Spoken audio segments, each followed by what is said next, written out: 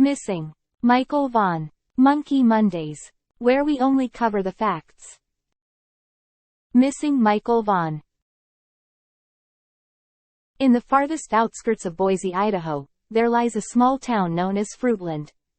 This quaint town derives its name from the numerous apple orchards that adorn its farmland, which is home to a warm and tightly knit community of approximately 5,000 to 6,000 residents. While Fruitland may not be easily pinpointed on a map by most, it gained national recognition in the past 2 years for reasons unrelated to its bountiful fruit orchards.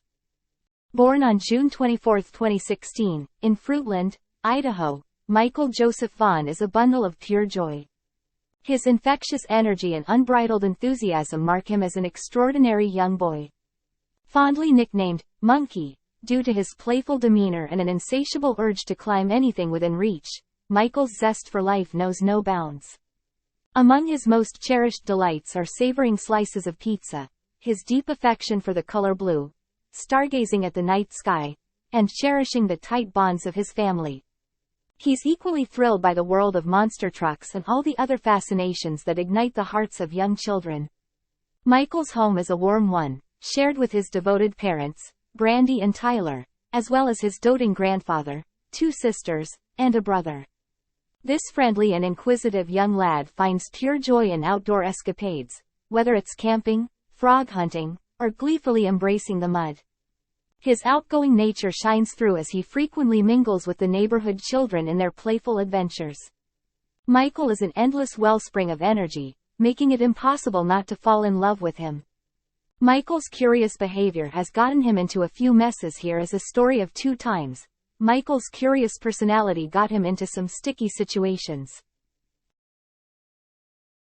Cars crush eggs. Cars crush eggs.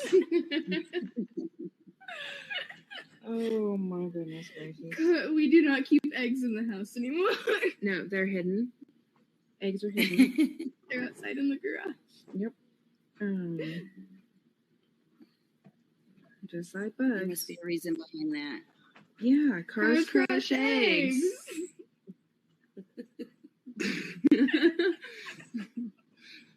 Smashing, like not even 5 minutes, went to the party. I wasn't even here for this event. I was at my friend's house, and my brother tells me the next day, like, Bubba tells me, he goes, Kira, cars crush eggs. And I go, cars crush eggs? And everyone starts laughing about it, and I go, what? And then Bubba goes, you weren't here, were you? And I was like, no, what happened? Cars crushed eggs. Yep, a whole dozen full of eggs. Monkey decided that cars crush eggs while Mommy went potty, and cars crush eggs. Bubba came out and was like, what are you doing? And he's like, cars crush eggs. And I come out and cars crush eggs. Like, oh hell. It's almost as bad as that one time I left paint out. Oh. And he painted the entire house blue and red. Mm-hmm. And yellow. Because I only use primary colors for mixing and stuff. So I had those just sitting out like on our dresser, and I picked it up, and like I was painting like the day before we had to go to our dad's house that week, and I had left my painting stuff out because I was going to do it the next morning, but I didn't get to because my dad picked us up early. So I just left my paint out. Mm-hmm. And then Mom comes out later that morning and realizes Monkey has been painting the house. Oh, no. I was at work. Oh, wait, yeah, that was you. Dad was here. And then he made you clean it. No, I had to clean it because, well, guys, acrylic paint. Yeah, okay. Sorry, dudes. Just saying.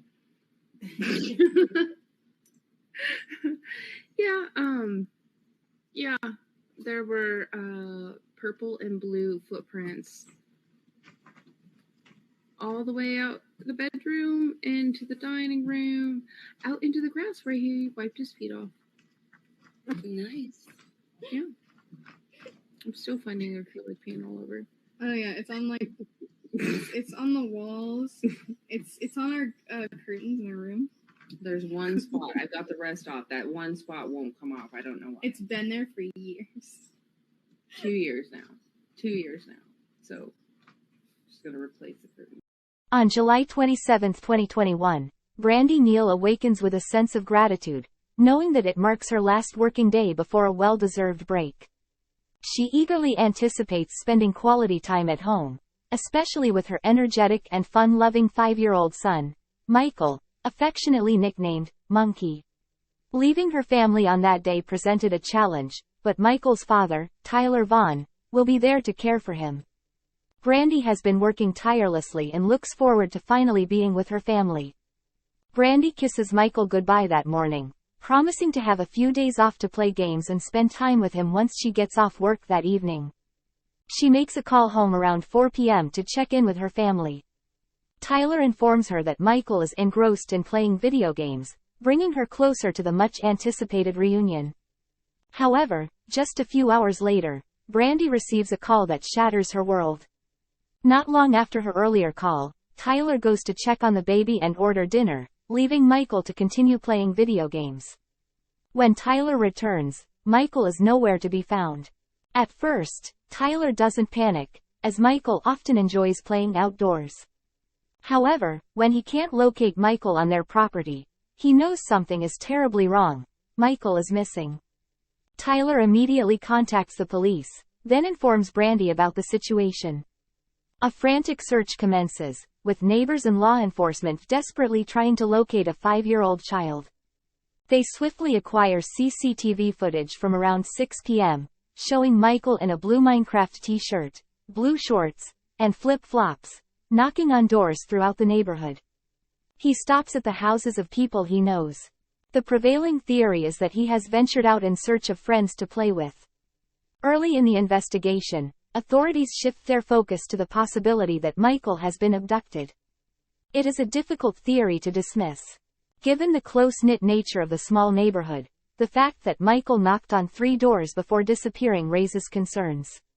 It is highly likely that someone who knows him would have noticed him and returned him home, especially if he is knocking on friends' doors. Yet, he remains out on his own, with no sign of his parents' knowledge or whereabouts. Investigators reach out to anyone who can provide information about Michael and his potential whereabouts, but to the family's and the community's horror, Michael is still not home. August 4, 2021 press conference. Child alert went out at 8:20 p.m. with 4 different alerts via email, phone call, text messages being issued to area residents until 11:20 that night. Michael's image and information went out to law enforcement to a nationwide database known as NCIC, which is the National Crime Information Center, that same night. Since the time of notification, the Fruitland Police Department, the Federal Bureau of Investigation, the Idaho State Police, and the Boise Police Department, assisted by 13 different law enforcement agencies throughout the state of Idaho, conducted a complete and methodical, thorough searches. These searches included nearly 200 residential homes and properties and interviews of all the residents. You know, 5-year-olds can get into almost anything, so we've looked through nearly 200 garbage cans, drained canals and irrigation ditches, and pumped a septic tank in the area that had a makeshift 2x6 wooden plank lid. We've gathered 60 different videos from residential and business security cameras, and we're combing through that data as we speak. To date, we've received 163 tips. All have been assigned to investigators for follow-up, and many have already been cleared. Others are being worked on as we speak. We've conservatively estimated the number of man-hours from law enforcement agencies to be in the range of 2,500 man-hours, and that doesn't include our EMS, search and rescue partners, or the hours put in by the volunteers from our community. I got to tell you, I've never seen a police presence like this, and on behalf of Michael's family and the citizens of the city of Fruitland, I sincerely extend our thanks to the chiefs and sheriffs who have came to our aid, providing manpower and resources over the last week and certainly in the weeks to come. I would also like to extend my heartfelt appreciation to our friends and residents in the primary search area of Southwest 8th, Southwest 9th, Crestview Subdivision, Hidden Meadows Subdivision, and Three Rivers Way Subdivision. Your patience with our investigation does not go unnoticed. We've been through your homes, and in some instances, several times. And from my heart, I truly appreciate you. Our search and rescue efforts include the assistance of our citizens from the night Michael went missing to present. And I thank you and I ask you to continue to search your property again. 5-year-olds are crafty and can get into small places. Since notification, we've conducted an exhaustive ground search, employing the Idaho Fish and Game, Idaho Mountain Search and Rescue Team, the National Center for Missing and Exploited Children, both Fruitland and Sand Hollow Fire Departments, and a coordinated search effort by our citizens. We have methodically and thoroughly searched over 3,000 acres of farm ground with multiple certified canine teams, and we've searched 29 miles of riverbank using private fixed-wing aircraft, helicopters, sophisticated drones, boats with canines, kayaks, and paragliders. I'm unsure of the number of man-hours involved in that effort, but I'm sure it would mirror our investigative effort. Drone flights will continue along with riverbank searches by boat. This morning, the search continued in the area below Southwest 8th Street, where some heavy foliage was removed and a specialized canine was deployed. In the near future, we have a dive team scheduled to search pond in the sloughs down in the area of Southwest 8th. And our search effort and rescue efforts will continue as long as we have those resources available to continue that. We know people in this community and elsewhere are concerned about Michael, and we'll continue to issue updates as the best we can as the investigation continues. To our local media, I want to say thank you for working with us. You know it's difficult to respond to every individual inquiry. I'll try to address your questions in updates as this investigation continues, and truly appreciate your patience with me. Please understand, though, that I can't detail the nature of some of the information we've received or the information that we're looking into, and we don't want to release anything that's going to jeopardize our investigation into this. What I can say is we have not eliminated any possibility. Nothing has been ruled out in this case. Social media, it can be a wonderful tool for us, but sadly it can also be a hindrance, especially when it comes to sharing accurate information. So if there's a development in this case, I will notify you personally. If the information on Facebook or social media doesn't come from me directly or the Fruitland Police Department, you need to consider that suspect. Rumors and speculation, innuendo, complicate our investigative efforts. And so we appreciate your support in this, and just help us by doing that and respect our efforts. So back to the National Crime Information Center. Michael's information was entered into the missing child database there through the NCIC as soon as possible after he was reported missing. That means if Michael is found by law enforcement anywhere in the country, he'll be identified and we'll know what to do. What can people do in my community? Well, what I'd like you to do is search the immediate area. Please thoroughly search your property. I can't emphasize that enough. If you've looked once, look again, please. Look in all your outbuildings, vehicles. I want you walking your fence lines. We also ask that residents review any security camera footage for any sign of a small children in the area. We continue to say this, but children move around and they wander, and they may have traveled back into your yard without your knowledge. So please, search again. If you know something, if you know anything, perhaps you're unsure and you don't want to talk to us, maybe you're even afraid to reach out to us. We are here. We want to listen. We want to listen to what you have to say. Please talk to us. We're very grateful for the public's assistance. And again, we're following up on every lead that we receive vigorously. Our investigators are laser focused and our morale is good. We take care of one another. We're all in this together. We're committed to finding Michael, and we're not going to leave any stones unturned. We also want to emphasize that Michael's family continues to be fully cooperative. I'm going to continue to ask for the respect of their privacy. Please, Michael was last seen wearing a light blue Minecraft t-shirt with dark blue or black boxer briefs with a green stripe and a child size 11 flip-flops. He stands about 43 inches tall, 50 pounds, with blonde hair and blue eyes. He answers to the nickname Monkey. And if you see Michael or have any information into his whereabouts or location, please call the Payette County Sheriff's Office at 208-642-6006, extension 0. And that is our tip line. And so with that, I'll stand for a few questions. Sir, I understand that this investigation is probably very expensive, and I just want to clarify for situations like this, would the bill be placed at the feet of the family, or is this something the taxpayers? This will be something that the taxpayers will definitely be covering. We've got our state police agencies, we've got federal agencies involved in this. I can't see any of this falling on the family members. Talked about a dive team. Could you touch on that one more time about where they're going to be looking? Sure. So we've employed a dive team to come in here pretty soon, and the reason why we're doing that is because we have a lot of resources available to us, and where we're really not sure what happened, we're going to use every resource that's available to us. So they're going to be at the end of Southwest 8th Street, down by the Snake River in the slough area down there. Does Michael's parents know this for community and stuff? You know, they did not today. So, but our thoughts and prayers are with them. Not that money is any kind of a factor in a situation like this, but has a reward been set up, a reward fund for anything leading to Michael? You know, I have a few private individuals that have contacted me, reached out, and that will be coming. So. You mentioned a few things that members of the community can do to help.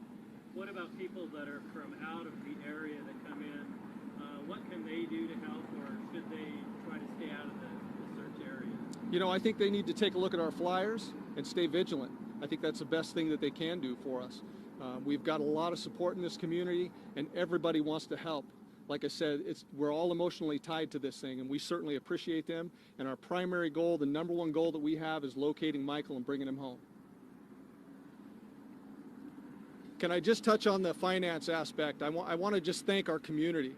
Over the last 7 days, today included, our community partners, business owners, have donated countless amounts of food and drink to our search efforts, and I just want to throw it out there to them. They've been wonderful, the support has been great, and just a sincere thank you. With the number of hot days that we've had, is the heat having any sort of taking its toll on the search or the people that are searching? Yes, that has been a problem for us, especially with our canine units. They're tough, but they can only go so long before those dogs need a break. You know, and I guess I would say the same thing for our searchers. You know, sometimes they're in these fields slugging it out in the mud, you know, doing what they do, but my goodness, I can't say enough for them. They're super tough. So. Is there any concern with the recent rains that the canines might not be able to pick up a scent now? Yeah, there are a lot of concerns when it comes to that. And after that heavy rain that we had the other day, that was one of our major concerns, especially with scent tracking dogs. So we'll continue to deploy those. It's still a resource we have available to us at our access, and we're going to continue to do that. So. Have you heard anything about a motorcycle drive-by on Friday for Michael's family and his parents that will be taking place around 7:15 p.m.? Is that something that you folks are aware of this time? I have not. I have no knowledge about that. You mentioned a lot of outside resources, and you're very thankful for those. Is there any timeline on when those are going to expire and not be available anymore, or is it a day-by-day situation? This is a day-by-day situation, and I'll tell you again that as long as I have those resources available to me, they will continue to be deployed. Thank you. Yep. Are those search efforts just being focused around Fruitland, or have they also expanded to, like, say, around Ontario, across the border? So our efforts outside of the city of Fruitland just include media, getting the information out there, as well as we've had teams of people posting up flyers, our missing flyers that were generated by our fusion center here in Idaho. So that, you know, other than that, that's where we're at. One last question, just for time. We got to get back to work. Anybody got anything? Okay. All right. Well, listen, I thank you for coming. I appreciate you guys more than you know. So I'll keep you updated as things develop. Okay. All right. Thank you. A mother's plea. No, I know. I just. Ugh. It is 819 days. And Brandon, you know what happened to our beautiful baby. Whether you were directly involved, but you know. You need to start talking. You need to come forward. Quit lying, quit hiding.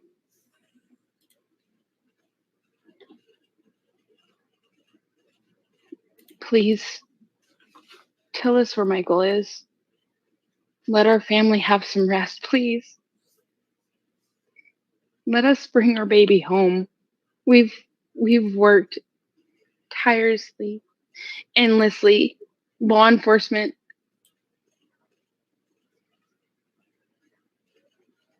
stop protecting these criminals.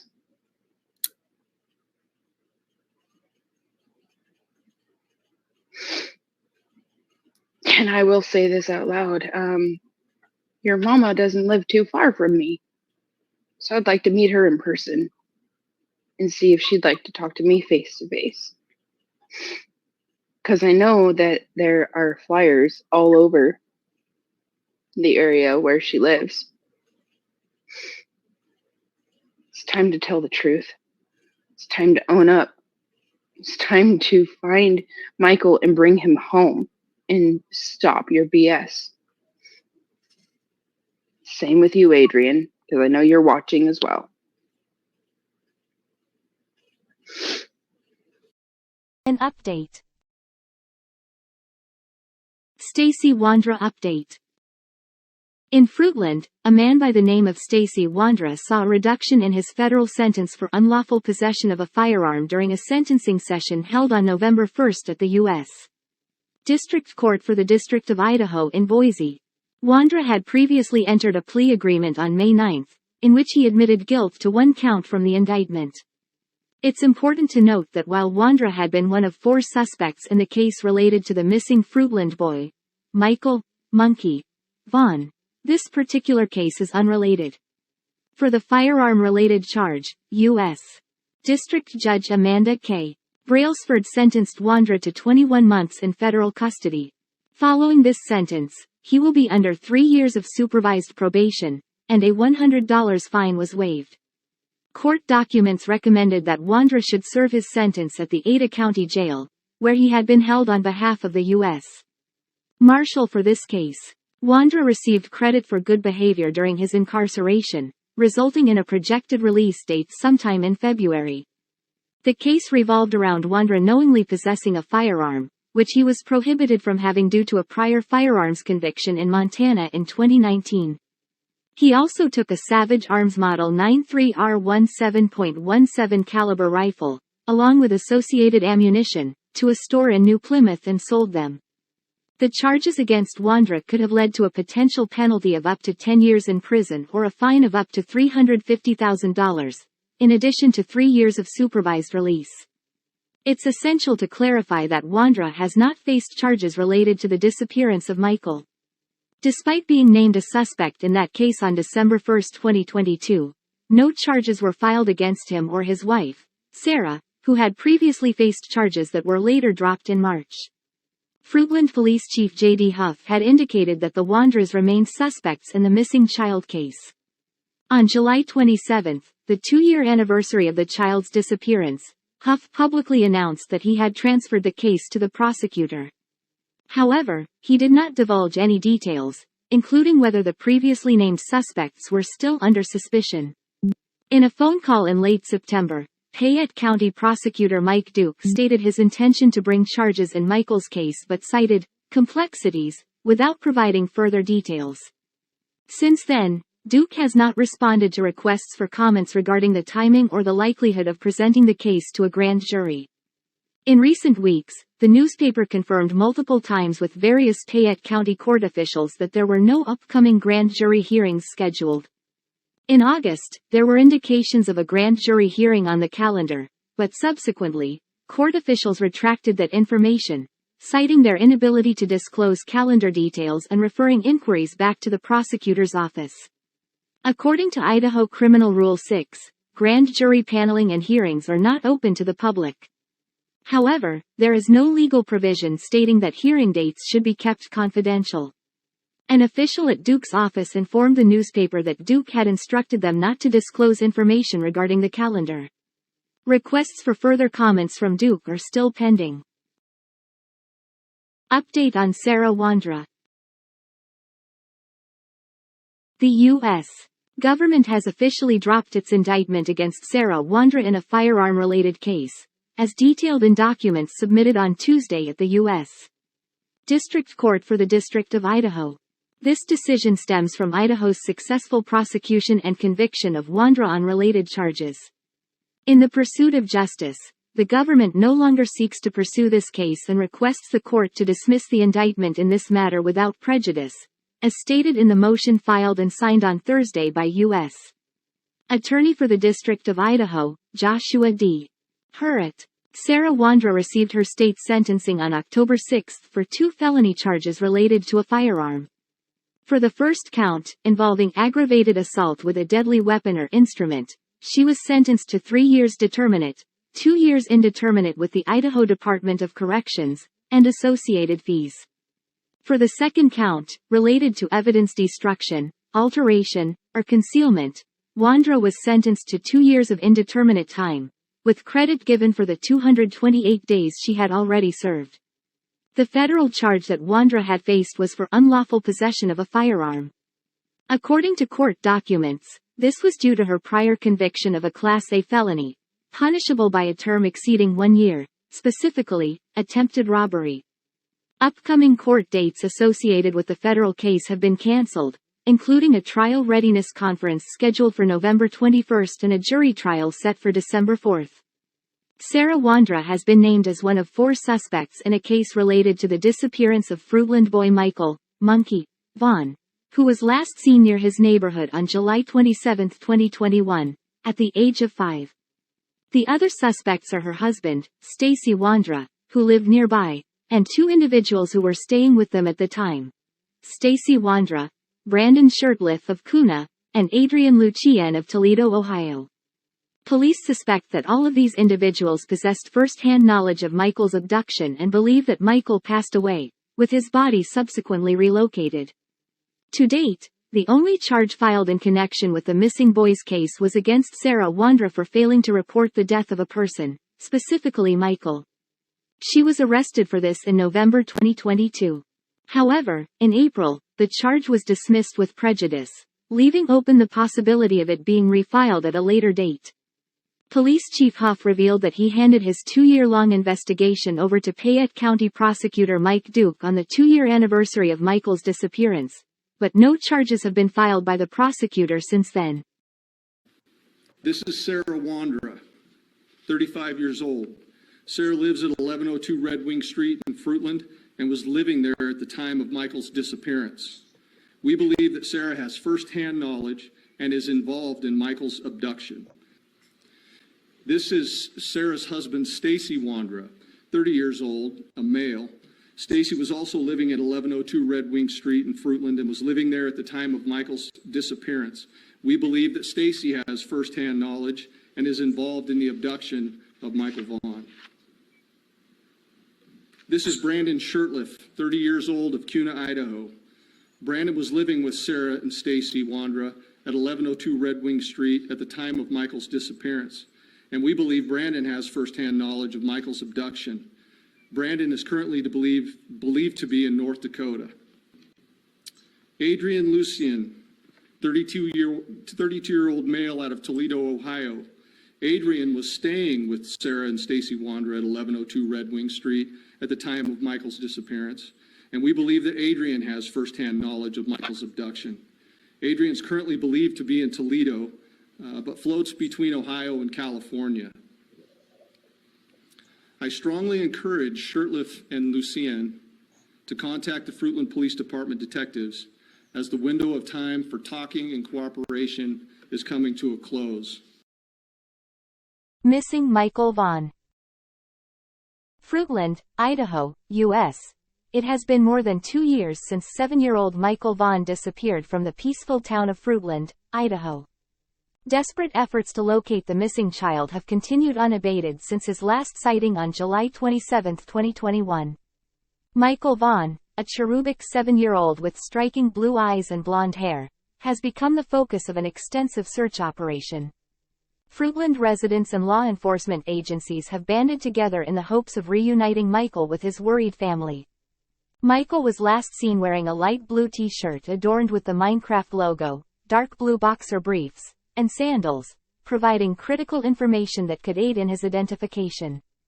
The Fruitland Police Department has been leading the investigation into Michael's disappearance. They are urging anyone with information related to his whereabouts to contact them immediately at 1-208-642-6006. Every piece of information, no matter how small it may seem, could be crucial in finding Michael and bringing him safely back home. The disappearance of a child is a heart-wrenching event that deeply affects the community. Fruitland residents have come together, demonstrating unwavering support for Michael's family during this trying time. Their commitment to the search effort is a testament to the strength and unity of this close-knit community. As the days turn into weeks, the search for Michael Vaughan continues with an unyielding determination.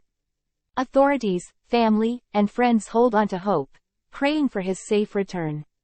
The Fruitland community remains resolute in their quest to bring Michael home, as they keep his memory alive in the hearts of all who know and care about him.